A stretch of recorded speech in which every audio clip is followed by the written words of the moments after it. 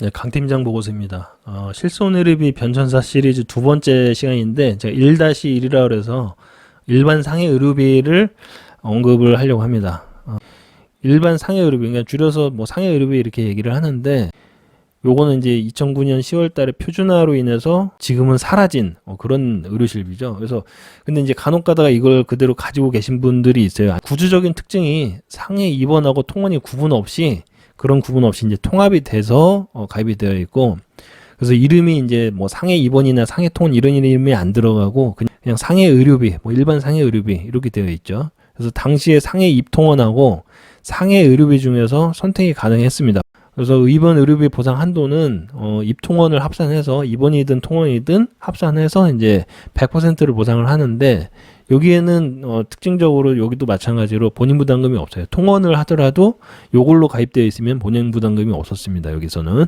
그래서 보상 한도는 뭐 가입하신 분들마다 조금씩 차이가 있던데, 제가 뭐 300만 원으로 가입된 사례도 봤고 뭐 500으로 가입된 사례도 봤고, 이거는 선택이 가능했던 것 같습니다. 그래서 1000만 원, 최대 1000만 원까지 선택을 해서 가입을 할 수가 있었고요. 그리고 상해 입원과 통원으로 나눠져 있는 걸로 가입을 했을 때보다는 한도가 작죠. 왜냐면은 상해 입통원으로 가입을 하면 입원은 1억까지 가입을 했었고 통원은 30만 원까지 가입을 했었기 때문에 입원을 한다 그러면은 1000만 원, 얘는 어차피 1000만 원 한도니까 상해 입통원에서 입원이 1억으로 이제 가입된 거랑은 한도 차이가 좀 격차가 많이 나죠. 근데 통원이랑 비교하면 통원은 30만 원 한도인데 1회당, 근데 여기서는 뭐 합산해서 1000만 원까지 되니까 장단점이 있다고 할 수가 있습니다. 그래서 통원만 하더라도 한도가 최대 1000만 원이라는 점이 좀 다소 특징적이라고 할 수가 있고요. 사고일로부터 180일 이내에 발생한 의료비만 대상으로 하고 있습니다. 그래서 뭐 그러니까 상해 쪽 관련된 거니까 사고가 발생한 날로부터 180일 이내에 발생한 의료비만 대상으로 하고 있습니다. 그리고 본인 부담금은 일단 보상이 되면은 한도 내에서는 본인 부담금이 따로 없는 걸로 그렇게 되어 있습니다. 상해 입통원 쪽으로 가입을 하면 통원에서는 통원 회당 5,000원의 본인 부담금이 발생을 하는데, 상해 의료비로 가입되신 분들은 본인 부담금이 별도로 없어서 아마 이제 경우에 따라서는, 그래서 뭐 어디 떼이는 것 없이 거의 대부분 다 받으실 수가 있습니다. 그리고 이제 상급 병실 차액 요게 있는데, 입원을 하게 되면 병실료가 발생할 수 있잖아요. 여기는 약관에서 뭐라고 되어 있냐면 병실료 차액, 그러니까는 실제 사용 병실과 기준 병실과의 병실 차액은 원칙적으로는 보상 대상이 아닌 걸로 되어 있어요. 보상해주는 대상이 아닌데, 근데 의사가 치료상 부득이 기준 병실보다 입원료가 비싼 병실, 그러니까 상급 병실을 의사가 소견상 당신은 1인실이나 2인실 써야 된다, 또는 뭐 중환자실 써야 된다, 이런 경우에는 예외로 해서 보상을 한다라고 되어 있고, 그리고 병실의 사정으로 부득이 상급 병실에 입원하였을 때, 그러니까 병실의 사정상 뭐 선택의 여지가 없이 상급 병실을 이용할 수밖에 없었다, 이런 경우에서는 7일의 범위 내에서 예외로 한다, 이렇게 되어 있습니다. 그래서 일부 상황에 대해서만 병실료 차액을 해주는 걸로 되어 있습니다. 그리고 면책 및 재보장 관련해서는 통원 횟수나 입원일하고는 이제 무관한 것 같고, 사고 발생일로부터 이제 180일 이내 발생했냐 아니냐, 요것만 이제 따지는 걸로 볼 수가 있고요. 제일 큰 특징 중에 하나가 일반적인 의료실비에서 40%만 해주는 케이스가 있잖아요.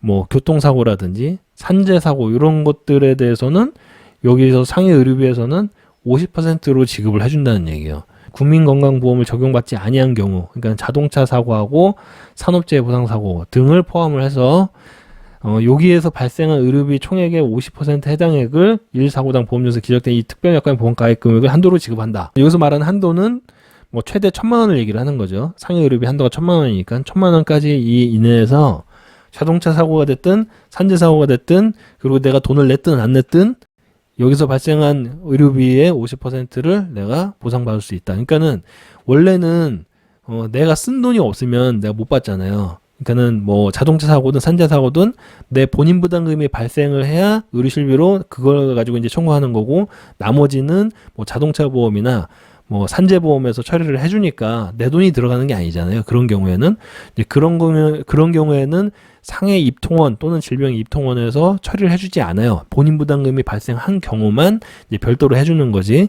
근데 여기 그 상해 의료비에서는 뭐냐면은 내가 피해자라서 가해자 쪽 보험에서 전액을 다 해줬는데도 거기에 해당하는 50%, 그러니까 병원비로 잡힌 거에서 50%를 내가 본인 부담금이 없더라도 그거를 계산을 해서 돌려준다는 얘기예요. 그러니까는 이게 중복보상 논란이 상당히 있었기 때문에 표준화를 하면서 이걸 없앤 거거든요.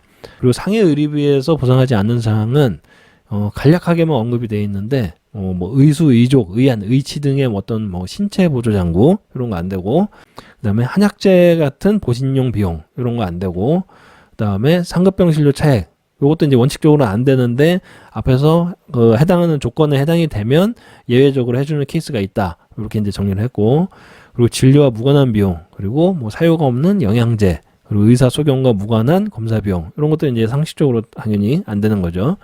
그래서 정리를 하면 본인 부담금이 없다는 점, 이게 특징적이고, 그리고 한도는 180일 이내, 그리고 1,000만 원 이내까지 이제 한도가 잡혀 있다. 그리고 산재하고 교통사고 같은 경우에는 다른 쪽에서 보상을 받는데도 불구하고 50%를 따로 일반 상해의료비에서 지급받을 수가 있다. 당연히 원인이 사고여야 되죠. 질병이나 이런 걸로 뭐 여쭤보는 분들인데 당연히 상해의료비니까 상해 관련된 것만 청구를 하는데, 산재하고 교통사고의 경우에는 이렇게 이제 처리를 할 수 있다. 이런 부분을 말씀드린 겁니다. 그리고 당연히 현재는 2009년 10월 이후로는 사라진 전설의 의료실비다. 하지만 아직까지 갖고 계신 분들이 꽤나 있다. 이렇게 정리를 할 수가 있습니다.